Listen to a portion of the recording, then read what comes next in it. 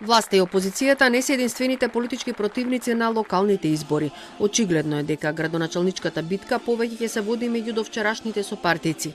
Вчера од центарот на Куманово во исто време се одржаа два митинга. Едниот на Максим Димитриевски кој настапува како независен кандидат, другиот на Оливер Илиевски поддржан од СДСМ. Димитриевски е убеден во победа и очекува по завршувањето на изборите да има повисоко ниво на демократија во неговата довчерашна партија СДСМ.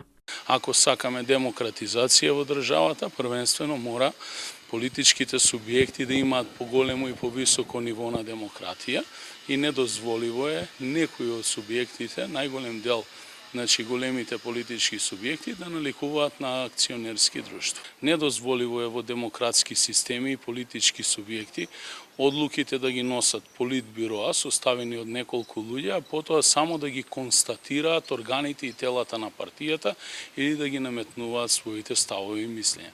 Од СДСМ велат дека нивната намера не била да се саботира митингот на Димитриевски. Во текот на целата изборна кампањата ќе имале секојдневно по два централни каравани кои биле однапред закажани. Таков бил и случајот вчера со Битола и Куманово.